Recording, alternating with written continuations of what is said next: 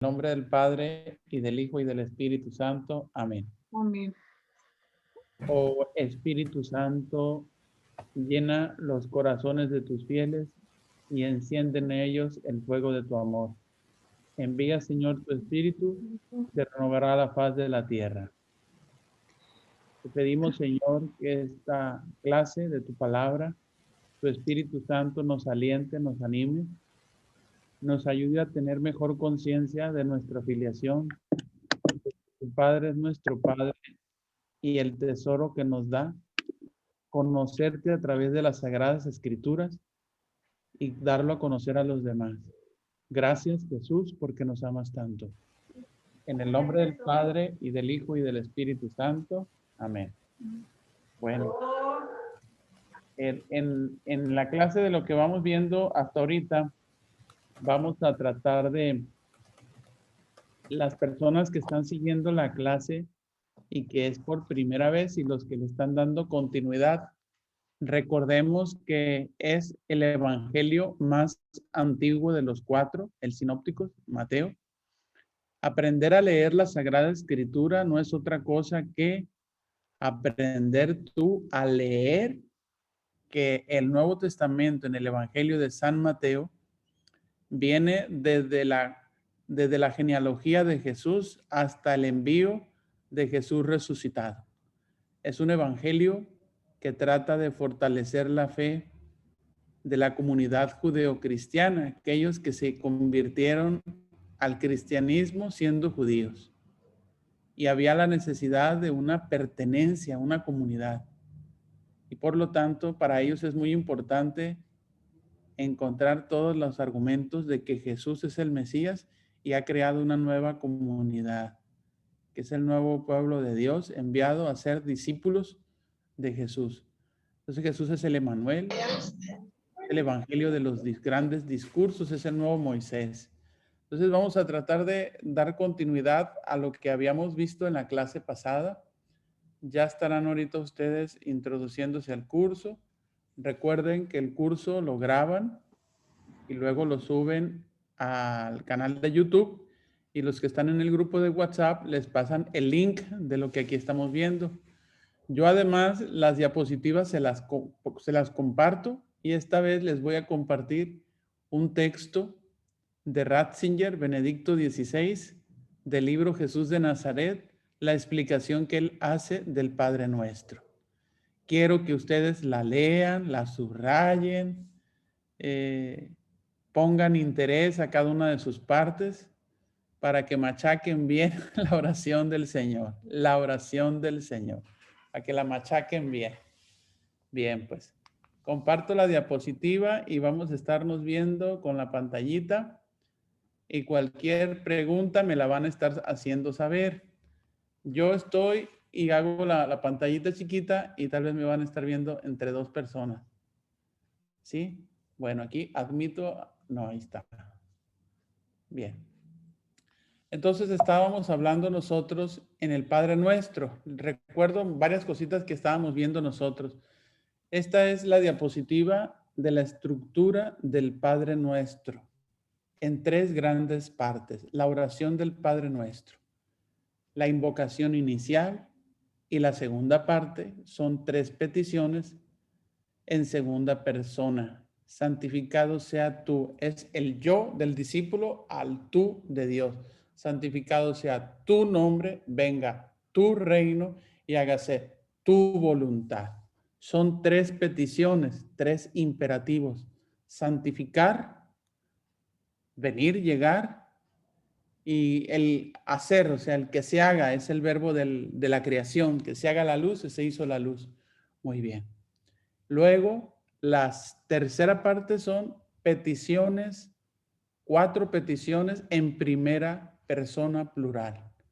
Hablamos ya en el yo del nosotros, el yo del nosotros que forma una comunidad, y eso es muy interesante. Decimos el nuestro, decimos nuestras deudas, decimos no nos dejes y líbranos. ¿Se fijan? Hay un cambio en las primeras 3 peticiones, como si fuese una oración individual, personal, íntima. Y luego pasa en la segunda parte que la oración del Padre Nuestro nos enseña a sentirnos como hermanos, precisamente con las cosas materiales, con el pan, con nuestras ofensas, y precisamente cuando caemos en las tentaciones, podernos ayudarnos a otros. Ok, vamos con la invocación. La invocación es algo novedoso que San Mateo lo tiene, Lucas lo tiene de otra forma. La forma de orar en el judaísmo era Avinu Sheva Shamayim, Yit Kadesh Hashimeja. Ese es el arameo. Avinu Sheva Shamayim, Padre nuestro que estás en los cielos. Son muchas palabras. Los judíos oran diciéndole a Dios con muchas palabras. Y Jesús quiere que sus seguidores utilicen pocas palabras. No a fuerza de muchas palabras es que Dios nos va a hacer más caso, sino esas pocas palabras son rasgos esenciales del tipo de discípulo que Jesús quiere. Jesús quiere que nos vinculemos a Dios como hijos. Eso es muy interesante. Pero antes de como hijos, si alguien no sabe quién es su hijo, hay que decirle, este es tu padre. ¿Cómo puedo decir yo que soy hijo? Primero tengo que ser reconocido por él como mi padre. Y si yo soy tu padre, por lo tanto, yo soy tu hijo y no al revés. Hay muchos que dicen yo soy tu hijo, sí, pero el padre no te reconoce. Y aquí lo primero es que él es nuestro padre. Padre nuestro, ¿sí? Padre nuestro. Eso ya dice algo muy interesante, que la oración es un movimiento del Dios a nosotros. No dice la oración, hijos tuyos. Padre, pater en griego. En arameo es abba, que tiene el posesivo mi padre. Abba en arameo es así, abba. Ab es en griego, ab. Cuando alguien está en Israel ahorita y pasa por ahí un fraile franciscano, los hebreos le dicen Avinu, Avinu, Padre nuestro. Avinu le dicen, Padre. La expresión pater, ab, es un vocablo que utiliza un niño chiquito para con su papá cuando comienza a hablar. Y eso lo aprende un niño judío a decírselo a su papá. Aquí la novedad para ellos judíos irreverentes es que Jesús se atreve a decir el nombre de Dios, pero no sin el tetagrama, así que Jesús está respetando, solo que Jesús hace que ese Dios inaccesible del tetagrama al que se le da vuelta para ser pronunciado como mi Señor, así dicen los hebreos, no dicen Yahvé, porque está prohibido porque el mandamiento dice no tomarás el nombre de Dios en vano. Entonces, la novedad de la oración del Padre Nuestro es que Jesús está diciendo, Dios es papá y quiero que se dirijan a Él con la confianza, con la intimidad, con el afecto, como un padre cuando cuida a su pequeño y como el pequeño se dirige a Él, papito. Así es el Dios del San Mateo, el Evangelio de San Mateo. Entonces le está diciendo, cuando oren, no se fijen tanto en las palabras, sino tengan la disposición, la actitud fundamental que es ora con confianza, porque Dios es Padre. Así entonces la oración está quitando toda barrera que la comunidad judía estaba tan acostumbrada y era tan insistente en marcar esa distancia. Padre celestial, Padre. Por lo tanto, eso es lo más grande que Jesús quiere mostrarnos. Ok. Y eso va a ayudar y va a desenvolver, va a detonar consecuencias. Es como decir, les presento al Padre con el nombre y cuando se dirijan a Él, ténganle confianza. Y como que el testimonio de Jesús, querigma, anuncio, es que Él tiene una confianza y una cercanía de afecto con Dios como papá. Y nos está dando la oportunidad, Jesús, de tener cercano, no tener en abstracto, a Dios y mediado a través de sacrificios o de sacerdotes. Dios es accesible, cercano, y no solo es tan cercano, sino es lo que es un padre: protección, cuidado, enseñanza, sabiduría. Es ofrecerle al niño estabilidad, alimentos, todo lo básico. Y eso crea las condiciones para que el orante discípulo tenga el camino a realizar para hacer la voluntad de Dios Padre, porque eso es lo que quiere Jesús, que hagamos la voluntad de Dios, que es nuestro Padre. Que no lo veamos como el Todopoderoso y nosotros somos sus siervos. Como el Rey, mi Señor, y yo soy su siervo. No. Padre. No se dice en la oración Padre Nuestro en referencia al nacionalismo que conocemos de Israel. Ellos son muy nacionalistas, los hebreos. Ellos defienden a su Dios, defienden a su patria. Para ellos es un honor ser israelita, ser de la estirpe de Abraham, de la bendición de Dios, el pueblo elegido. Y quien no lo es, pues ellos también desprecian. Ellos son muy, por así decir, como elitistas, como nación santa, propiedad de Dios. Y por cierto, en una oración que recitan todos los hebreos al comenzar el día, le llaman 18 bendiciones. Esas bendiciones las dicen al levantarse de la cama los hebreos, y es una larga, larga trabilla de oraciones, ¿sí? Y allí simplemente es Padre. Aquí en San Mateo es Padre Nuestro. Entonces, Padre es porque tú has nacido, tienes un nuevo nacimiento. No solo eres hijo, antes has nacido, antes de ser hijo. Y porque has nacido, eres hijo, por lo tanto, no hay diferencias, lo está diciendo ahí implícitamente en el nuestro, entre hombres y mujeres. ¿Por qué hay que decirlo? Porque la mujer estaba muy denigrada. ¿El judaísmo es machista? Sí, machista a morir. Y como decimos, machín, muy machín. O sea que bastante, pues. Y había esa distinción y ese desprecio hacia la mujer.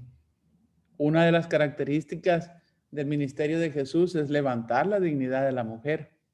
Entonces, decir nuestro, Jesús nos está enseñando que no haya distinción entre hombre y mujer, entre ese israelita que se siente pues bendecido por ser de la nación santa, el pueblo sacerdotal, sino también los no israelitas, los extranjeros. Ese es el meollo del asunto del Evangelio de San Mateo. ¿Por qué? Porque hay una comunidad formada por cristianos que vienen antes del judaísmo y cristianos que vienen del paganismo, y juntos forman una comunidad. Y los cristianos judaizantes no deben de despreciar a los cristianos que vienen del paganismo por no tener separación. Al contrario, son todos hijos de un mismo Padre. Gesto de confianza. Entonces, los pueblos antes, en el pueblo de Israel, historia de salvación, tenían sus dioses. Y como que la promesa de los dioses tendría que retomarse ahora si este es el Mesías. Y se tienen que retomar los títulos que antes se decían. Pero como que ahora este parte, un antes y un después, hay un nuevo nacimiento, los que son seguidores de Jesús. Por lo tanto, a partir de ahora, y ahora sí, ya no siguiendo lo que antes decía el pueblo en la historia de salvación, sino cada ser humano empieza ahora desde esta nueva identidad de Dios. Cada ser humano comienza y está en manos del Padre. Entonces, el término Padre para quien le va a decir en la oración Padre es intimidad, es una experiencia de intimidad, es una experiencia de cercanía, es una experiencia de confianza, es una experiencia de afecto. La oración es eficaz entonces no por las palabrerías, ¿se acuerdan que les había dicho? No por muchas palabras, como dicen los judíos o como dicen los paganos, sino por la bondad del Padre, que se ha de sentir, no por nuestra insistencia, por nuestros méritos. Los judíos dicen yo ayuno 3 veces por semana y los paganos hablan mucho, parecen payasos. Aquí lo auténtico de la oración es reconocer la bondad. Dios es Padre. Por eso hay una intuición en la oración. Cuando en esa intuición llega esa gracia de sentir a Dios como Padre cercano en su amor, vamos bien, aunque no se digan muchas palabras en la oración, ¿de acuerdo? Aunque no se digan muchas palabras en la oración. Les digo aquel ejemplo, ¿se acuerdan de un santo del Ars, santo cura de Ars, San Juan María Vianney, la iglesita? Y llegaba un feligrés y se arrodillaba frente al sagrario y lo miraba el cura de Ars. Y un día se le acerca y le pregunta, oiga, ¿qué le dice usted tanto a Dios nuestro Señor? Y le dijo aquel hombre, pues nada, dice, yo lo miro y él me mira. O sea, aquí no hay palabras. Aquí yo lo siento como Dios, que es mi Señor, que está, o sea, esa confianza. Orar es confiar en Dios, sentirlo cercano. Por eso es una actitud fundamental la que nos enseña. No solo es la palabra. Y ahora aprendan todos a amarse, porque, sino sobre todo lo que Él es para nosotros. Bien. El nuestro, entonces, no es un modo nacionalista de que Dios solo es nuestro, de Israel, de nuestro pueblo. Aquí no se resalta ese aspecto. La oración es de hombres y mujeres, de un nuevo pueblo de Dios, todos unidos en un mismo Padre. Luego la siguiente es que estás en los cielos, Padre nuestro, que estás en los cielos, que estás en los cielos. Los cielos refieren el lugar de Dios, donde Dios vive. Los cielos los vemos nosotros y no tienen fin. ¿Qué refleja? ¿Qué evoca simbólicamente cielos? Refleja algo infinito, algo inmenso, inmenso, infinito e inmenso. Dios está en los cielos, Dios está más allá de eso, ¿verdad? Este Dios de Jesús, entonces es trascendencia, es la divinidad. Padre nuestro que estás en los cielos, ¿qué Dios va a estar en lo infinito y en lo inmenso? Pues el Dios Padre de Jesús. Entonces, estas palabras, al decir infinitos cielos, entonces no está refiriendo únicamente a la geografía de Israel, cuyos límites están bien definidos por un satélite. Los límites del judaísmo nacional no cuentan en la oración del Padre Nuestro. Es una oración para que los creyentes, seguidores de Jesús, extranjeros o israelitas, se abran, porque es el Padre de todos. Es el Padre de los de San Luis Potosí, de los de Ciudad Victoria, de los de Culiacán. Es el Padre de los de Cuba, de los de Canadá, ¿sí? De los de Tijuana. Al Dios que invocan los discípulos de Jesús, entonces es cercano para todos, cercano. A eso refiere que estás en los cielos. Es el lugar donde Dios vive y evoca simbólicamente lo infinito y lo inmenso. Entonces Dios sobrepasa el nacionalismo de un pueblo y es el Dios de todos. Desborda la frontera y es igualmente cercano a todos, a todo el conjunto de la humanidad, de todos los tiempos, de todos los tiempos. Vamos ahora viendo la segunda parte de la estructura. En la segunda parte de la estructura vamos ahora a ver las invocaciones. Son 3 que están en segunda persona del singular. Segunda persona del singular. ¿Qué queremos decir? Bueno, son las peticiones teológicas, porque estas 3 peticiones están referidas a Dios Y las otras 4 peticiones están referidas a necesidades materiales del hombre. Las 3 primeras peticiones refieren el misterio de Dios. En imperativo. En imperativo. Y Dios es el sujeto. Y pedimos que Él actúe. Que Él actúe. Que Dios sea quien haga su obra. Santificar, venir y que se haga su voluntad. ¿Sí? Esas son las expresiones de los imperativos de estas 3 peticiones.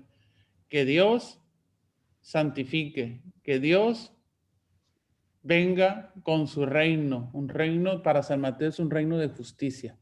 Y que Dios haga su voluntad, no la mía. Que Dios la haga. Vamos viendo con la primera petición teológica. La primera petición es hagiaceto to onomasu. En griego así se dice. Ahí se las puse yo. Hagiaceto to onomasu. ¿Está bien? ¿Qué dicen? ¿Les da risa? Bueno, es que así se dice, chicas y chicos. Usted lo pronuncia muy bien, padre. Valga. Bueno, estudié griego. Hagiaceto to onomasu. El verbo es en el imperativo santificar. Es una acción, santificar, es una acción de Dios, la santificación. ¿Por qué? Porque Dios es santo. Dios es santo, ¿qué significa? Que Él, el santo, es como la expresión de su ser. Dios es puro, Dios es uno. Ese es el ser de Dios, ser santo. Y Dios pide que seamos santos. Esa es la santidad moral que pide Dios, que aparece en el Decálogo, en el Antiguo Testamento. Sean santos porque yo, el Señor, soy santo. La santidad moral en el Levítico es cumplir los mandamientos. Y aquí que Dios sea santo significa dejar a Dios ser Dios, su ser. Es la esencia de su ser. La primera petición.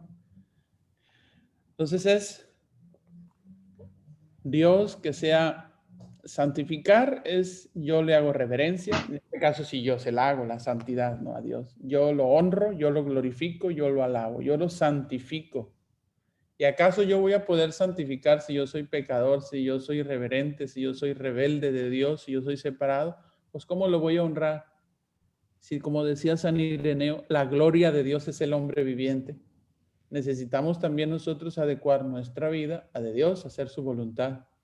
Entonces, lo que hace aquí Jesús es que Él, la oración, pues vean la oración de Mateo 11:25, ¿se acuerdan? Mateo 11:25. Te alabo, Padre del cielo y de la tierra. Te alabo y te bendigo, porque has escondido estas cosas del misterio del reino de Dios a los sabios y las has dado a entender a los sencillos. Allí Jesús reconoce cuál es el misterio de Dios Padre.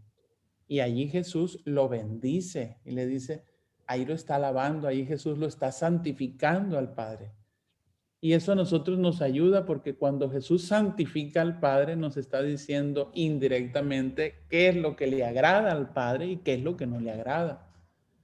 Le está diciendo que no a los sabios y entendidos o soberbios, sino a los sencillos viene revelado el misterio de Dios. Y de esa forma, Cristo está santificando al Padre con esa fórmula. Santificado sea tu nombre.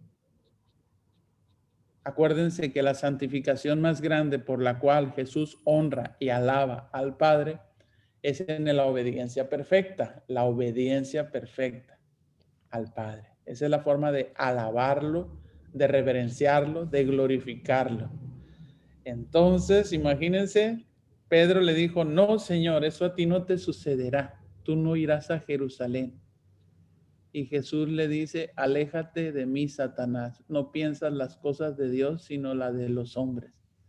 Es como decir, no queremos santificar a Dios, dejando que el misterio pascual pase por nuestras vidas cuando nos oponemos, cuando nos molestamos, cuando no aceptamos el sufrimiento.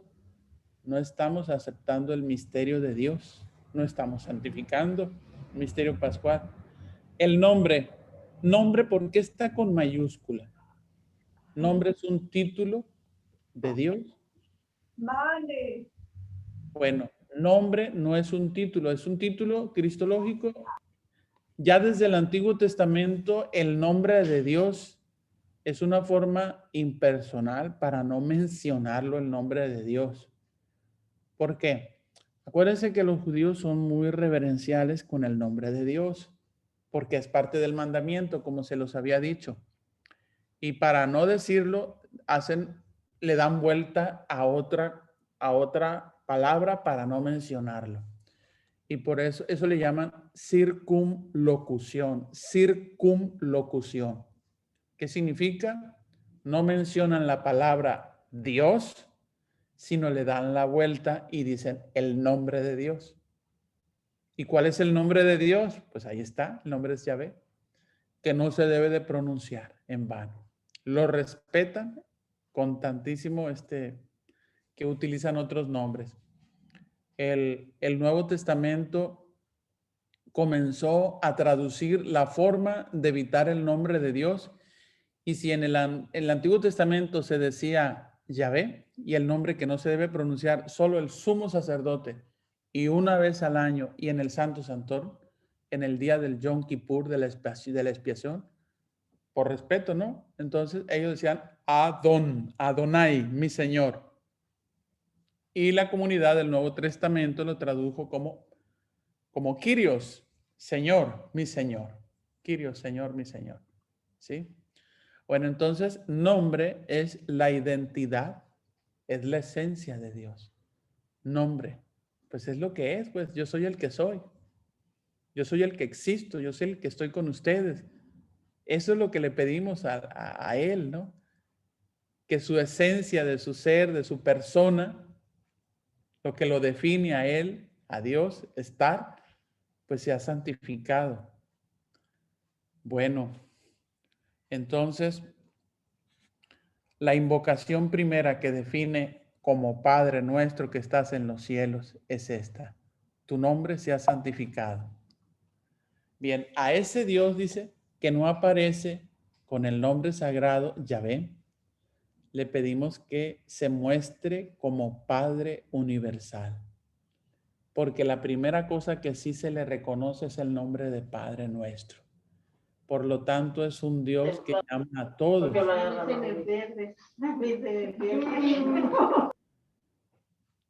Allá la Martita. ¿Estamos bien? ¿Alguna pregunta? ¿Todo bien?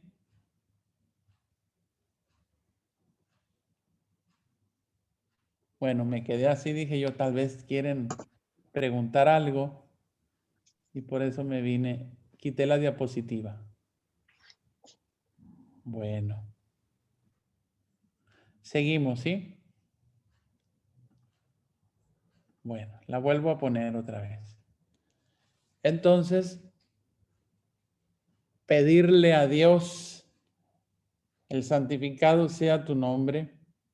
Les decía yo que el Padre, porque es el nombre de Dios, el nombre de Dios Yahvé, el yo soy el que soy, nombre que Dios le da a Moisés, Aarón, para presentarse con el faraón, deja de ser inaccesible y deja de ser un nombre que solo es mencionado por un solo hombre al año. Y ahora le pedimos que se revele, que se comunique el nombre. Si pedimos que se santifique el nombre, y si el nombre de Dios, la esencia de Dios es yo soy el que soy, yo soy el que estoy con ustedes, ¿se fijan muy bien? El nombre tiene mucho que ver con Emmanuel. Yahvé tiene mucho que ver con Emmanuel, porque Emmanuel es el verbo ser con el pronombre, ¿sí? Dios con nosotros. Él. Y Él es una abreviación más antigua de yo soy el que soy.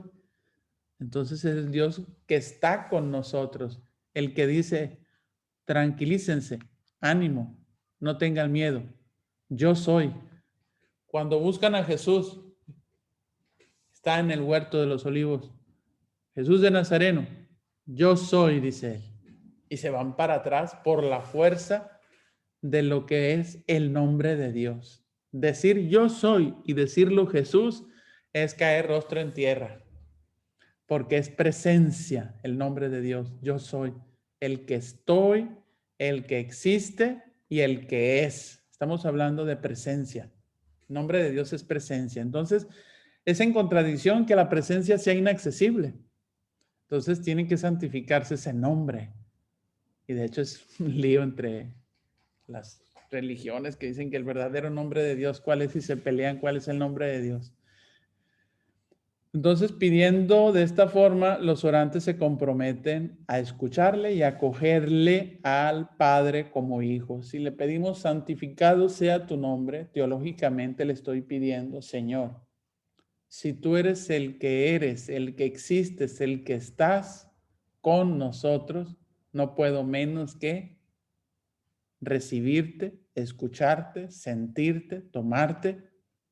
Si yo pido que sea santificado, y si Dios va a ser santificado, honrado, pues tiene que ser por nosotros también, ¿de acuerdo? Entonces Dios santifica su nombre rescatando del mal, purificando, llenándolo de su espíritu a su pueblo, al pueblo. Entonces su nombre santo, justo, no es el que moralmente se comporta bien, ¿no? Como decimos nosotros, el fariseo que dice ayuno 2 veces, 3 veces por semana, pago el diezmo de los alimentos. No, no es el que nunca peca, el hombre santo, santo o justo es lo mismo en ese lenguaje bíblico, sino es el que reconoce, que les decía yo, reconozco tu ser, reconozco tu existencia, reconozco tu presencia como Padre y me abro a ti. La santidad viene por un despertar. Desde el momento en que una persona despierta esa presencia, comienza Dios a santificar. Lo opuesto a la santidad de nosotros es la indiferencia. Yo soy indiferente a su presencia, pues entonces, ¿cómo Dios me va a santificar o cómo puedo yo ser santo? Entonces, ¿me santifico yo por mis obras? No, no. Dios es el santo, yo soy el pecador, Dios es el que me santifica. Bien, entonces, liberado del mal, se vive la comunión con Dios. Entonces, la oración invita para que el discípulo se identifique en la comunión, se identifique en la comunión con el Hijo y con el Padre. La comunión es un término tal vez muy trillado, pero comunión significa unión de voluntades. Como decía Benedicto XVI, hacer lo que Él quiere, no hacer lo que Él no quiere. De esa forma, el Padre libera. Desde la forma en que nosotros también colaboramos.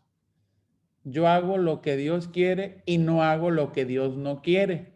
Y de esa forma voy siendo purificado, y cuando algo es purificado por el mal, Dios con su acción santifica. Purificar quiere decir quitar el malo para quedar puro, limpio. Y cuando queda limpio y Dios mora, es santificado. Bien, y ahí está la justicia. El hombre justo no es el que nunca se hace algo malo, porque la santidad no depende de uno, sino es una acción divina, la santidad. No es un término que usualmente ahorita uno lo esté manejando mucho, como que eso hace muchos años, sí, ahorita como que la gente habla más de autorrealización, de busca tu plenitud, busca tu felicidad, todo en el sentido humano, y la gente se siente muy feliz con decirlo así. Pero en el sentido teológico, pues es santidad, ¿sí? La segunda petición teológica, venga tu reino. El ceto G basileia su. El ceto G basileia su. Bien, aquí hay una relación entre la santidad de Dios, de su nombre que es santo, y el reino. El reino. Dios, la santidad de Dios es que Él es uno Y si es uno, Él es el Padre, el origen de todo. Entonces, Él tiene un señorío. Si Él es el único, si es el Padre, de esa forma decimos santo. Santo quiere decir puro, es decir, no dualidad. Santidad es pureza, pues. Es la unidad de Dios. Por lo tanto, el señorío del Señor ahí está. Y el señorío, es decir, su reino, pues queremos que se implemente en todos nosotros. A eso vino Jesús. Eso es lo que hace Jesús. Anunciar la buena noticia, anunciar el reino de los cielos. Y Jesús es anuncio y es el mensajero. Él es el reino de los cielos. Él es el don que viene del Padre a traernos a nosotros el perdón. Y eso se nota mucho en la Eucaristía, en San Mateo 26, versículos del 26 al 29. Jesús es don del Padre que se dona en cuerpo, sangre a sus discípulos.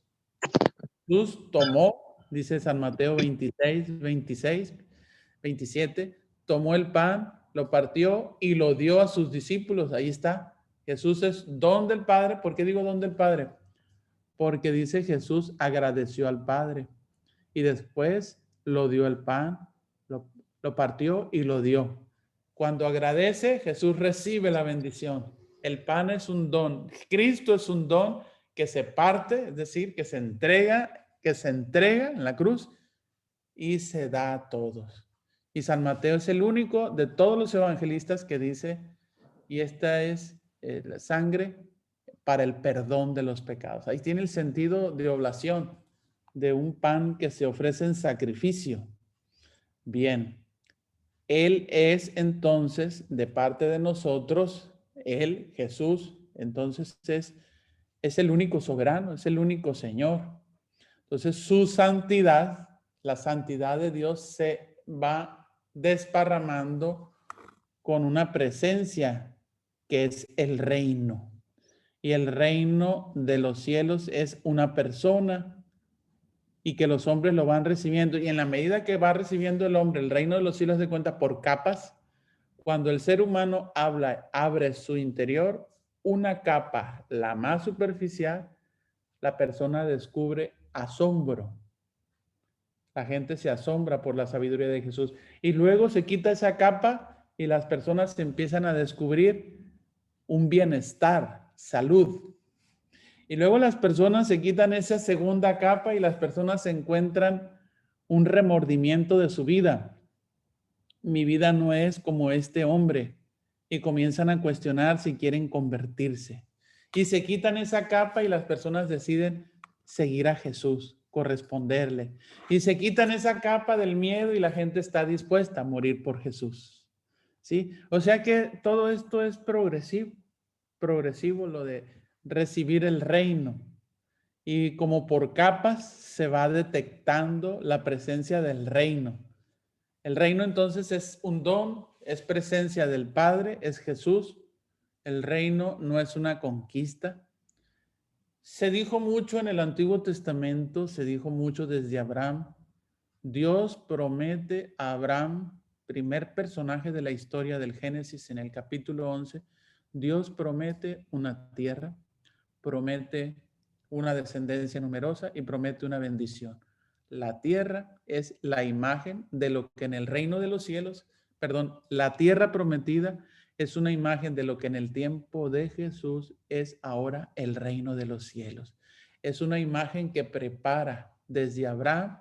Dios va a dar una tierra prometida que emana leche y miel, identificada geográficamente, históricamente como el pueblo de Israel. Pero es una imagen de lo que Jesús viene finalmente a darnos en plenitud y Jesús nos viene a darnos territorio de Israel. Jesús viene a traernos el reino de los cielos. Es algo más superior, el reino de los cielos. Entonces, no es una conquista, por lo tanto, de un rey que vence por armas, ni un trofeo de un guerrero, sino es gracia, es un regalo de vida divina. El reino es que la paternidad de Dios se hace presente en todos. Es el amor El amor que no necesita dones, ni sacrificios, ni méritos. Entonces, descubrir este amor del reino en la vida de un pueblo ya es el inicio de la salvación. Porque se descubre, entonces se van quitando las capas y del asombro pasa a esa necesidad física de ser curado, a esa necesidad de conversión, a esa necesidad de seguir a Jesús, a esa necesidad de entregar la vida por Él y ser misionero. ¿De acuerdo? Bueno, esto que les estoy diciendo no viene escrito en un libro, ¿eh? Esto que les digo yo como de capas, capas, en la forma como uno va entendiendo. Pero es una manera que yo ahorita les explico, pues, para que entendamos por qué no escuchará si no se podrá hablar. Dice. ¿Qué dice? Bien. Ya. Seguimos. El reinado de Dios, entonces, el reinado de Dios en San Mateo es el reinado de los cielos. Reinado de los cielos en San Mateo es que se acaba la opresión, pero no la opresión de Roma. No es la opresión de un rigorismo de los fariseos, de una religión que tiene al pueblo con las manos amarradas y que no se pueden acercar porque son impuros, porque son extranjeros, porque es una mujer que acaba de dar a luz y es impura por la sangre que perdió al nacer el niño. La opresión es del mal, del pecado, ¿de acuerdo? De fondo, la opresión es el pecado. El pecado tiene una estructura también, que es de justicia, ¿no? Y de injusticia. Por eso Jesús está en desacuerdo con la forma deformada que se tiene de Dios y con la cual manipulan al pueblo. Por eso Jesús también, no importa las controversias que se echen, pero aquí hay que presentar la verdadera imagen de Dios. El pueblo está en extinción como identidad y el pueblo está muriéndose por los líderes que en ese momento están. Entonces, reino es un reino, si lo utilizamos como metáfora, un rey persigue un fin, defender a su pueblo. Y el rey debe de pelear y luchar contra sus enemigos para defender a su pueblo. Un rey debe de ayudar para que los pleitos entre los habitantes de su mismo reino no se dañen a sí mismo. Un rey resuelve con sabiduría y da equitativamente con justicia, defiende del mal. Él expone su vida, un rey, ¿sí? O sea, un buen rey así es. Entonces Jesús es un rey en la forma del pastor. Y eso grábenselo muy bien. El reino de los cielos traído por Jesús tiene una forma concreta en la persona de Jesús, que es su figura de pastor, que no se dice en el Evangelio de Mateo que él sea pastor, solo el único que lo define de sí mismo es San Juan, cuando dice yo soy el buen pastor, pero Mateo no lo dice, pero lo reflejan indirectamente su actuar. Y de esa forma el reino se hace presente en Jesús en su forma de actuar como pastor, cercano, cura, escucha, toca a las personas, las acoge, las acompaña. Ese es el pastor, ¿sí? Así es el reino de Dios. Y de así va él metiendo su misericordia, porque la misericordia y el perdón de Dios son los que van a hacer posible la justicia. La justicia, porque de ojo por ojo y diente por diente, no. No es así como se va a establecer la justicia de Dios. Entonces, se pide en la oración, venga tu reino. Lo que se pide es que Dios entonces arranque de siempre, que arranque todo aquello que está destruyendo la vida de su pueblo, el mal. Venga tu reino, es decir, eso que a veces nosotros decimos, ¿cómo no se aparece Dios si a este hombre, a esta mujer le da su merecido? Pues es eso, venga tu reino, venga tu reino. Y esa es la época inaugurada por Jesús. Eso es lo que Él hace, que estuvimos viendo nosotros desde el capítulo, desde el momento antes de que entrara al desierto, las tentaciones. Entonces Jesús inaugura el reino. Aquí no es el reino que hay que esperar hasta el final de los tiempos. Ya ha comenzado el reino. Su persona, no se les olvide, la persona de Jesús es el reino.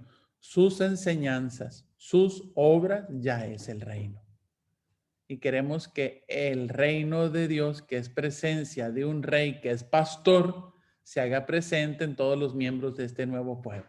Y así la buena nueva recorre cada una de todas las páginas del Nuevo Testamento. Tercera petición teológica. La tercera petición teológica es Genezeto to selemasu. Genezeto es el verbo que se utiliza para el Génesis. El Génesis es el hágase. Hágase la luz y se hizo la luz. Es el mismo verbo, ¿no? Hacerse, así en español. En griego es ginomai.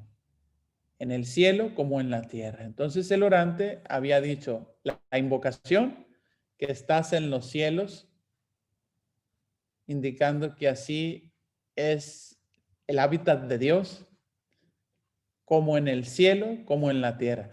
Les hago una explicación. Que ustedes digan en plural, como en los cielos, como en el cielo. Acuérdense que la cosmovisión de un pueblerino de Israel es que no tiene un Google Maps, no tiene el Google Maps, no tiene la visión satelital en el celular. Lo que alcanzaban a ver ellos en un pedacito, pues es inmenso, y por eso dicen cielos, ¿de acuerdo? En plural. No hay problema que se traduzca el cielo o los cielos. ¿De acuerdo? En una buena traducción en español, los cielos, mejor debe decirse el cielo, porque el cielo es uno. En el cielo como en la tierra. Ahí es donde está el hábitat de Dios. Que se cumpla, que se haga su voluntad. Vamos viendo ahora qué es la voluntad de Dios. La voluntad de Dios es una. La voluntad, selema. ¿Por qué quiere decir San Mateo esto? ¿Por qué decimos que se haga tu voluntad? Acuérdense que es petición en segunda persona. Nosotros en México, por respeto a uno que es de gran dignidad, nunca le decimos tú para no igualarnos. Y muchas oraciones dicen que se haga su voluntad, porque usted es de respeto, Dios. Pero la oración es tú. Su es como respeto. No, es tú, confianza. ¿De acuerdo? Hágase tu voluntad, como lo hace en el cielo, como no hace en la tierra. ¿Por qué quiere explicar esto San Mateo? 3 razones. Bueno, en primer lugar, en la creación. Esos textos que estamos escuchando ahorita en la misa, la creación, capítulo 1 del Génesis, cuando Dios dice, hágase la luz, la primogénita de la creación, la luz. Dios dice, hágase, la palabra crea, con el verbo hágase. Y así, esa es la voluntad de Dios, que la palabra hace las cosas. Su palabra da el ser a las cosas. Su palabra, a todos los aspectos de la creación, con su palabra Dios crea al hombre. Entonces aquí hay una perfecta conformidad entre el hablar de Dios y el hacerse. ¿Sí? Hay una perfecta coherencia. Y es lo que se pide en la oración, que ese proceso de un Dios que crea, de un Dios que dice y un Dios que hace, si Dios lo dice, si Dios lo hace, que siga el proceso creador. Casi como le estoy diciendo ahí con esas palabras de admiración que dice la imagen, actúa según eres, culmina tu creación en mí, que se haga como tú quieres, no como yo quiero. Por ahí va el asunto, ¿no? ¿De acuerdo? Es un primer sentido porque se explica así, el sentido de la creación. El segundo sentido es este. Los cielos, así en la tierra como en el cielo, nos abre que la voluntad de Dios es el proyecto de Dios como es algo universal. Está fuera del pueblo de Israel, lo sobrepasa, ¿sí? Sobrepasa. La voluntad de Dios queremos que se cumpla en todos, ¿sí? Tercera, esta petición hágase tu voluntad en la tierra como en el cielo, nos conduce al Padre, porque es la invocación inicial. El misterio de la voluntad de Dios está en el origen, a quien nosotros le estamos diciendo que es Padre. ¿Hay otra oración donde Jesús se dirija a Dios como Padre con el término voluntad? Sí, es en el Getsemaní, en el huerto de los olivos. ¿Qué relación tiene esto? Hágase tu voluntad, y que voluntad refiere la intimidad del Padre, porque en el huerto de los olivos Jesús postrado en tierra, es decir, Jesús abandonado todo al designio del Padre, tú lo puedes todo, Padre. Esa es una parte de la oración que hay ahí, que tú lo puedes todo, Padre. ¿Qué quiere decir? Me rindo. Por lo tanto, mi voluntad tiene miedo, pero tú lo puedes todo. Entonces, mejor me uno a lo que tú deseas de mí porque tú lo puedes. Yo no. Y por eso me abandono en ti. Y esa oración del Getsemaní por ahí va. Es postración, es gesto, es vida. Padre nuestro, Sí. pero ¿qué significa cada cosa? Ándele. Eso. La oración del Padre Nuestro, eso es. Entonces, esa es una voluntad humana, la del huerto de los olivos, y está la voluntad del Padre. La voluntad humana de Jesús es que tiene miedo, pero recuerda que tú lo puedes todo, entonces mejor me abandono a ti, que se haga tu voluntad. ¿De acuerdo? Entonces, la voluntad que crea todas las cosas y que hace posible todo lo que es una nueva creación es la voluntad de Dios. Lo que Dios diga, lo que Dios se haga, eso es lo mejor. Por eso la tarea del cristiano va a ser mejor en cumplir la voluntad de Dios. Pero antes de cumplirla, pues tenemos que conocerla, y antes de conocerla, pues tenemos que enamorarnos de ella, de la voluntad de Dios. Bien. Por eso ahí Mateo 7:21. ¿Qué dice Mateo 7:21? Pues no todo el que diga Señor, Señor, no todo el que diga Señor, Señor, ¿qué dice el texto? No todo el que diga Señor, Señor, ¿se acuerda? Entrará en el reino de los cielos. Así es, sino el que cumpla la voluntad de Dios. Voluntad. Así La es. voluntad. O sea que no se trata para entrar en el cielo de palabras, sino se trata de hacer, que se haga, por eso el verbo, que el Señor haga de mí una nueva creación. Dejo a Dios ser Dios y no le digo a Dios lo que tiene que hacer de mí, sino que Él haga su voluntad en mí. Y eso significa pues ya en una apertura de confianza, disposición. Yo no le voy a tener a Dios disposición si yo no le tengo confianza. Yo no le voy a tener confianza si yo no lo conozco. Y si yo no lo conozco porque ni siquiera me da precios para algo ni nada, pues no voy a hacer su voluntad. Por eso hay mucha humanidad rebelde, cabezona, que desobedece a Dios porque no le tiene confianza, porque no lo conoce y porque no ha experimentado lo que es el amor de Dios. El amor. El Así. amor de Dios. Y por eso es difícil poner la vida en manos de Dios. Saben que la pandemia es una excelente oportunidad que nos está descalabrando porque nos está diciendo, tú no lo puedes todo. Tu dinero no lo puede todo. Tus mejores clínicas no lo pueden todo. Tu privada en la que tú vives no lo pueden todo, porque la enfermedad nos está tumbando. Y así que uno dice, ¿a dónde voy? Y ahí está uno con Dios, Señor, en tus manos estoy, en tus manos estoy. Y mucha gente va a volver a Dios con la pandemia. Aparentemente estamos sufriendo porque estamos lejos de los templos, de las misas, pero va a haber mucha fe. Va a haber mucha fe, pero no se va a ver ahorita, se va a ver un poquito más adelante. Ahorita estamos en el tiempo de la poda. Ahorita es como sálvese el quien pueda. Y cada quien se esconde en sus madrigueras. Pero después de esto va a reverdecer la fe. Sí va a reverdecer. Hay que tener confianza. Pero mientras estamos siendo despellejados y nos da miedo. Mucha gente que no había entendido el camino de Dios se está topando contra pared. No puede con lo que sabe, no puede con lo que tiene, no puede con lo que antes era y no haya con quién ir. Estamos como unas ratitas acorraladas. Con sujeto Dios, el hágase tu voluntad, le estaríamos pidiendo a Dios lo siguiente, tu voluntad. Si el verbo hacer se refiere al decir y crear, entonces haznos como tú quieras, conforme a tu proyecto. Haznos como tú nos sueñas. Despliega todo tu poder creativo. Siente gozo y complacencia al crearnos, porque esa es tu voluntad.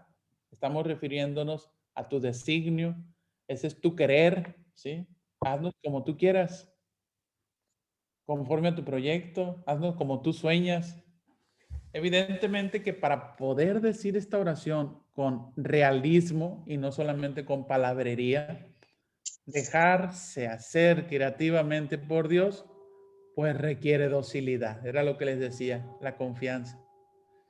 Y eso pues necesita la disposición. Yo soy libre y yo acepto con docilidad, disposición a que se haga en nosotros tu querer y que yo lo lleve a cabo tu voluntad. Eso es muy bonito lo que estamos haciendo ahorita. Entonces recordemos eso que les decía del Getsemaní. La petición de Jesús, hágase tu voluntad. Haz de cuenta que nos transferimos nosotros al Getsemaní. Y allí en el Getsemaní, ¿qué pasa? Le digo yo al Señor que estoy a punto de ir a la cruz, haznos como tú nos sueñas. Imagínense Jesús escalofriante en el momento en que siente la agonía, que está luchando su voluntad contra sí mismo. ¿Qué le estamos diciendo? Jesús, que se deje plasmar por el sueño de Dios, aunque no lo comprenda, aunque tenga miedo. Está a punto de entrar a la pasión. Está a punto de hacer solamente pasividad en el momento en el que Dios va a hacer lo que Él quiere y no lo que Jesús quiere. Entonces será el momento más creativo de Dios, será la Pascua, que crea de la nada la vida. Entonces dejarse conducir por la voluntad de Dios es dejar a Dios ser creador. Bueno, ahí está. Ahora nos vamos a ir a las peticiones. A ver. Ahora nos vamos a las peticiones humanas. Ya vimos las peticiones teológicas, las 3. ¿Hay alguna pregunta sobre eso? He ido lento, he ido explicando más cositas para no irme rapidísimo, ¿no? ¿Vamos bien así? Padre, por decir, cuando nosotros decimos el Padre Nuestro en la misa, o sea, está bien que se diga Padre Nuestro que estás en el cielo, porque bueno, así lo repetimos todos, ¿verdad? ¿Qué sería lo correcto según lo que ahorita está diciendo usted? Sí. ¿Qué sería lo correcto? Cielos. Cielos. Sí, o sea, ¿qué sería lo correcto? Porque, bueno, en la ceremonia siempre, cuando repetimos el Padre Nuestro entre toda la comunidad y el sacerdote, siempre decimos Padre Nuestro que estás en el cielo. Santificado sea tu nombre, nunca decimos cielos. Lo que le decía, pues, se los explico ahorita. Una buena traducción es que ya no dice el semitismo hebreo. Para ellos era decir cielos, porque no tenían la visión de conjunto. Estás en Jerusalén, ves el cielo, te vas a Belén, ves el cielo, y decimos, pues, son los cielos. No tenemos una visión de conjunto unitaria como hoy lo tenemos gracias a la tecnología. Sí, Y en realidad no son los cielos, es un solo cielo. es un solo. Por eso una traducción es como en el cielo, Ah, porque es traducción al español. ajá. ¿Sí? Una tradición etimológica es cielos, Oh, como quisieron decir en su tiempo, pero traducción es el lenguaje de antes, adaptarlo a nuestro siglo XXI. ¿Alguna otra pregunta? gracias. Se escucha como un eco. ¿Por qué? Como que alguien tiene abierto Los celulares. el audio o dos aparatos al mismo tiempo y se escucha un eco. Es, Y pues también como que cada que entra alguien es interrumpe porque interrumpe el audio de usted. Entonces, bueno, así como que si se pudiera hacer desde que entrara una persona, se cortara el audio, ¿verdad? O que la bueno, misma persona lo corte. está bien, pues. Gracias por la explicación. Vamos a seguir ahora con las peticiones. Gracias. Entonces ya escucharon. Fue una enseñanza para vivir en el Zoom. Ahora vamos a las 4 peticiones. Ya no son las peticiones teológicas de un yo a un tú, sino es primera persona en plural y son necesidades humanas. Primero, la invocación, Dios es mi Padre, y ahí hay todo un sentido querigmático. No es hijo, sino primero Él es mi Padre y todo lo que significa Padre. Ahora vamos por las necesidades humanas. Y en las necesidades humanas se habla ya no en el sentido teológico de la unicidad de Dios, sino que todos somos hermanos. Bien, entonces pasamos del hondo misterio de Dios Padre, que es santo, que su reino llega y que su voluntad, es decir, que se haga creativamente lo que Él quiere. Ahora a las necesidades de la vida de los hombres: pan, perdón y libertad. Es más como la parte antropológica, las necesidades del Padre Nuestro. Entonces es encarnada la oración de Jesús, viéndola bien. No es una oración encerrada en una nube, intimista, solo yo. Es una oración de un nosotros, problemas concretos, ¿de acuerdo? No es espiritualidad intimista, solo yo y Dios. Trasciende a lo más normal que antes el judaísmo hacía de la oración. No pide por el nacionalismo de un pueblo frente a sus enemigos, no pide por el templo santo de Dios, no ruega por la venida de su Mesías. No es esa la necesidad de hoy, sino pide, eso queda en un segundo plano, pide por las necesidades básicas. Vamos viendo la primera petición, que sería la cuarta. Nuestro pan cotidiano, dánosle hoy. En griego, ton arton, gemón ton, epiusion, dos gemin semeron. El pan de nosotros, ton arton, ton epiusion, cotidiano, el ordinario, dánoslo hoy, semeron. Entonces, del Padre nuestro pasa ahora al pan nuestro, el alimento compartido, que es el primer signo de un Dios que es Padre. Padre, Mande. ¿Alguien está preguntando algo? Alguien habló y dijo, Padre. Sigo pues, fue un eco. Bueno, el primer signo del Padre Dios no es la ley. Padre Dios ya no da Torá. No ayuda a defender una institución para que le obedezcan, sino lo que se le pide, el primer signo es el pan, la comida. La primera cosa que se pide de las cosas básicas no es algo superfluo, sino es el pan de cada día, el pan necesario para sobrevivir con cierta urgencia, hoy, solo hoy, solo hoy. Entonces, la oración del Padre Nuestro, si son los pobres de Yahvé, el sujeto de la oración del Padre Nuestro, los que oran, porque ¿quiénes eran los que seguían a Jesús en San Mateo en ese momento? pues eran los enfermos, eran la gente de los pueblos. Jesús comienza su ministerio en Galilea, por todos esos pueblos Jesús, y cuando Jesús enseña, pues está en Galilea, en el monte de las bienaventuranzas.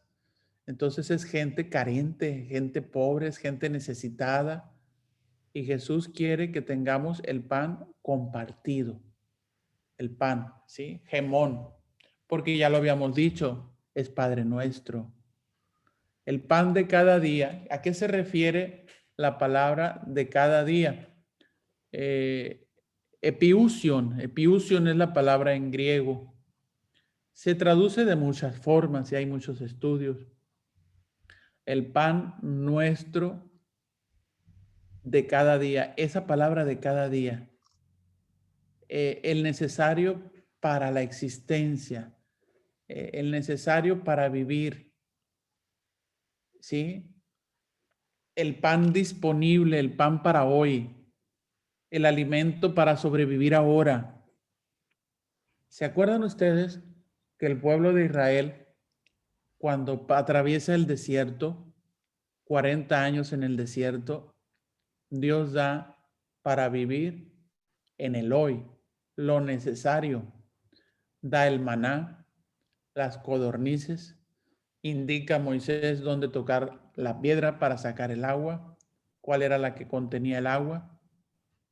Y solamente Dios allí está enseñando que es providente. De repente el pueblo quería más signos de su providencia y no entendía el significado del signo. Providencia, nunca te va a faltar lo necesario. Y el pueblo quería más. Entonces como que no entendía el significado de la providencia. Y yo creo que por allí va este sentido de lo del Padre Nuestro. Porque a veces nosotros queremos asegurar, ya ve cómo se puso la gente de loca en la pandemia. Sí, queriendo comprar todo porque pensando que se iba a acabar. ¿Dónde está lo cristiano allí? En nada. Comprando. Yo pienso que esa gente que compró rollo de papel todavía no se le acaba. Tanto que compró. Bien. Entonces, ¿cómo nos hace falta creer en la providencia? Pedimos signos y tener llena la alacena pensando en que va a venir la carestía y que con mi sabiduría voy a saber administrar, pero eso no me ayuda a creer en la providencia. Y aquí se está pidiendo el significado del signo, aprender a vivir en lo que Dios me da necesario para vivir. Entonces Jesús está exhortando en la oración del Padre Nuestro a aprender a no vivir preocupado por el mañana, por las cosas materiales. Será una de las enseñanzas que después de esto del Padre Nuestro lo va a decir, porque va a referir después del Padre Nuestro en no tener ambición por el dinero. Por lo tanto, no estar preocupado qué comeremos, qué vestiremos, que de eso se encarga el Padre Providente.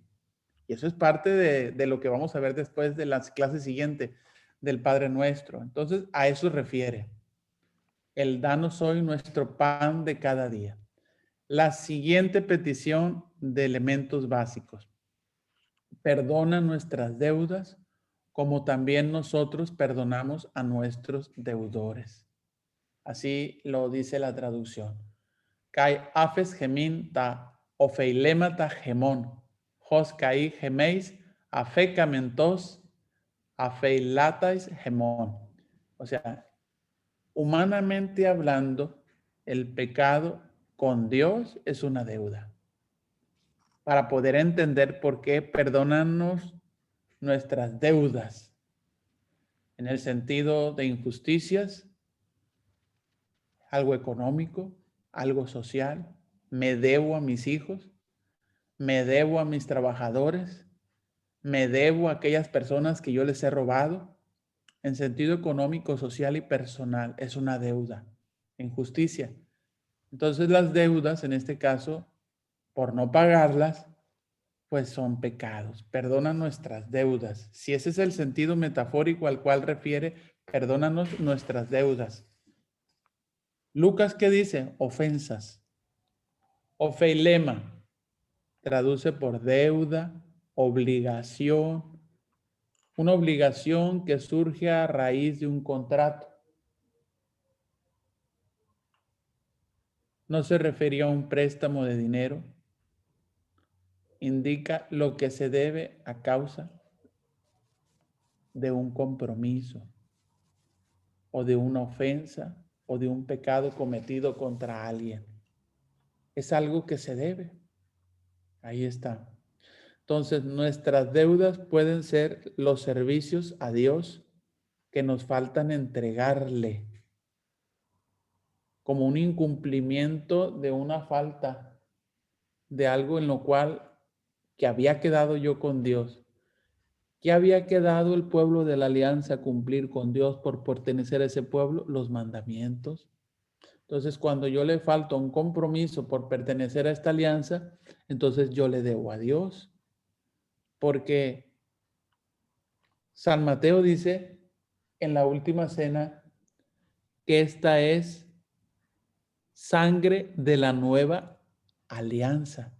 Entonces se está viendo la entrega de Jesús como la parte humana que se ofrece a Dios, correspondiendo como la alianza que el hombre le debe a Dios. ¿De acuerdo? Porque en una alianza es Dios y la humanidad. La humanidad le ha faltado, entonces Dios toma la parte de la humanidad y le responde en lugar de la humanidad. Entonces la alianza se hace perfecta y eterna en ese sacrificio de Jesús, que lo narra la institución de la Eucaristía. Entonces la deuda nuestra es por incumplimiento de un contrato de alianza, que son los mandamientos, y por eso se convierten en pecados. Perdona nuestras deudas como nosotros perdonamos a nuestros deudores, ¿sí? Dios nos perdona y la forma es si yo perdono. ¿Cómo? El cómo marca la diferencia. Porque si no viniera el cómo, le estoy diciendo ahora que Dios actúe como yo perdono. Y eso es una forma inversa muy interesante, que la oración me compromete y no admite Jesús que en la oración exista la hipocresía, exista la injusticia. ¿De acuerdo? Solo podemos perdonar a otros. Solo podemos perdonar a otros y hemos experimentado el perdón si hemos antes sido perdonados por el Padre. Entonces, ese sentido que yo soy el que tengo que perdonar para que Dios me perdone, sí, pero antes yo que soy orante, es que yo me encontré con el amor de Dios y por eso estoy rezando la oración del Padre Nuestro y por lo tanto he fallado. Después de haber conocido el amor de Dios, me estoy convirtiendo y yo estoy tratando de perdonar. Entonces, la oración no admite. Ahí vamos viendo. El pecado, entonces, es que escucho una persona que habla por allá. No cerré el portón de la iglesia. Y ahí estoy en la calle casi. Entonces, el pecado no es otra cosa que romper relaciones con Dios. Y ahí yo me reconozco en el pecado que yo estoy incumpliendo un compromiso con el Señor. Y romperlo aquí implica un acto de libertad y soy consciente de ello. Entonces, la petición no es alcahuete. Dios no es alcahuete de nuestros pecados, porque muchos se acuerdan, así dicen. Aquel texto de la mujer adúltera. El que esté sin pecado, que arroje la primera piedra. Juan 8 del 1 al 11. Mucha gente utiliza esa frase como diciendo, no te metas con mi vida, no me critiques. Jesús dijo, el que esté sin pecado, que tiene la primera piedra. Y como diciendo, no me juzgues. Ok. En contexto te falta otra cosa. Porque Jesús también dijo a la mujer adúltera, ¿quién te ha condenado? Nadie. Y le dijo, yo tampoco. Y le dijo Jesús, levántate y no peques más. Y eso no lo recordamos. O sea, Jesús no es alcahuete para decir, ay, pobrecita, ¿para qué la juzgan? No, el que esté sin pecado que arroje la primera piedra. O sea, váyanse, déjenla. No, la petición del Padre Nuestro hace posible que nosotros, al dirigirnos con el Padre, no nos acerquemos hipócritas, como hijos que confiamos con afecto, con intimidad, con el Padre, sintiéndonos amados por Él, hermanos de los demás, y no resolver un asunto con los demás.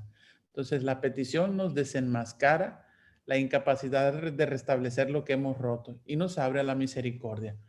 Entonces, hay correlación entre el perdón que pedimos y el que debemos de ofrecer, ¿sí? Y aquí se ve reflejada la parábola de aquel hombre que dice, perdóname la deuda. Y después que quiere estrangular a otro que le debía, ¿no? La tercera petición de las necesidades básicas. Nos faltan 2 para terminar. Y no nos hagas entrar en tentación. Y esta es la cuarta. Y líbranos del mal. Esas son las 2 últimas. Entonces, Dios, si es Padre en la invocación inicial, no estoy curado de peligros porque Él lo es. Yo le pido a Él que la tentación, ¿se acuerdan que les dije que los italianos cambiaron la palabra no nos induzcas en tentación? Hay un documento de la Santa Sede, me parece que es del año pasado, y cambiaron el Padre Nuestro también en Francia, porque ellos era non ci indurre in tentazione, no nos dejes caer en tentación. Nosotros sí tenemos en español correcta la traducción, no nos dejes caer en tentación o no nos hagas entrar en tentación. No nos induzca, Dios no induce al mal, pero nadie está libre de su humanidad porque Dios es mi Padre. Entonces, esto no implica que yo tenga los riesgos, aunque el riesgo existe. Por eso le pedimos que no nos deje caer en la tentación. ¿Sí? No nos deje caer y nos libre del malo. Líbranos del malo. Bien. Esta petición me faltó ahondar aquí un poquito más, la de líbranos del mal. Puse entre paréntesis malo porque poneros del malo, del mal, se refiere a una persona y es al demonio, al mal. ¿Sí? La personificación de la separación que provoca de los hijos de Dios, el causante es el demonio. ¿Se acuerdan ustedes el libro de Job? Los males que recibe Job. Sí. Los males que recibe Job en esta vida, él era un hombre intachable, Job. Y Job le vinieron esos males y pues él hace su oración y le dice a Dios por qué le hace esos males a su vida si él ha sido bueno.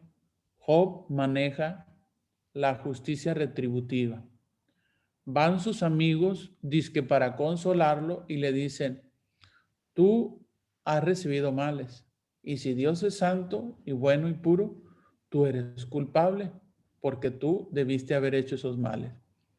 Y Job, no contento, pues hace una querella con Dios, como diciendo, en esta vida uno hace cosas buenas, pues debe recibir cosas buenas, y el que hace cosas malas, pues debe recibir malas, pero yo soy justo, yo soy limpio.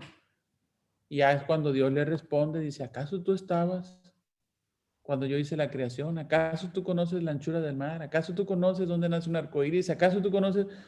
Y ya queda así como el pobre Job decía, bueno, te conocía de oídas, ahora mis ojos te han visto. Le pide perdón, pero Job nunca sabe dónde está el origen de su mal, de sus males. Solo lo sabe el lector en el capítulo 2, capítulo 3 de Job, y el origen del mal es Satán. Pero Job nunca lo sabe y queda como un enigma, porque es un libro para la comunidad judía en la diáspora que trata de ser fiel a Dios y que por más fiel que vaya a ser, está recibiendo males. Y los que han renegado de su fe en el verdadero Dios estando en el tierra extranjera, les va bien, y como diciendo, está en crisis la justicia retributiva para los judíos de la diáspora. Si yo me porto bien, me va mal, y los que reniegan de Dios les va bien. Entonces aquí el origen de los males es Satán. Más para que nos demos cuenta, líbranos del mal. Del malo. Libéranos del malo. ¿De acuerdo? Bueno, seguimos. La conclusión. 6:14 y 6:15. Si ustedes perdonan a los hombres sus ofensas, los perdonará también ustedes su Padre Celestial. Pero si no perdonan a los hombres, tampoco su Padre perdonará sus ofensas. Es la conclusión de la oración. La conclusión de la catequesis del Padre Nuestro es la conclusión de la oración del Padre Nuestro, esta breve catequesis sobre el perdón, que la toma de San Marcos, ¿sí? Entonces el mensaje del Sermón de la Montaña que está en el centro es el Padre Nuestro y estos dos versículos que están dentro del centro de la estructura del Sermón de la Montaña, que son capítulos 15, 16 y 17.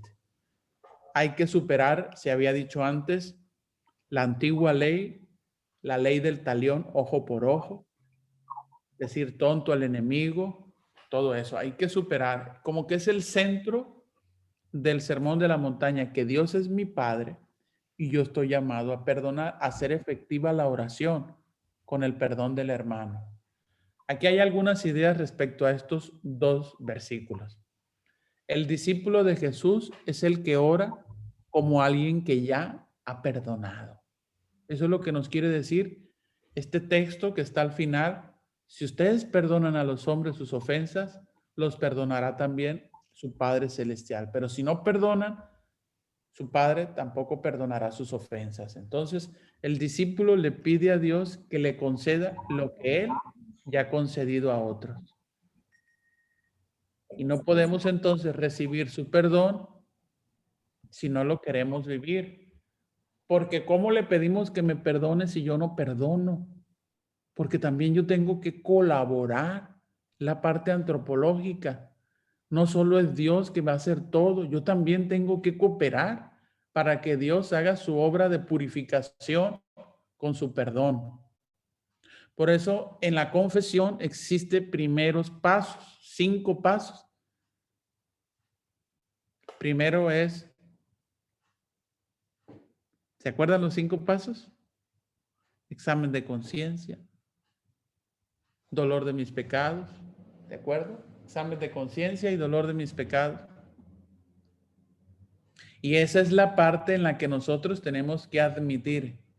Yo siempre he compartido, cuando a veces he hablado sobre el perdón, es que si uno no admite su propia miseria, no puede ser redimido, no puede ser salvado.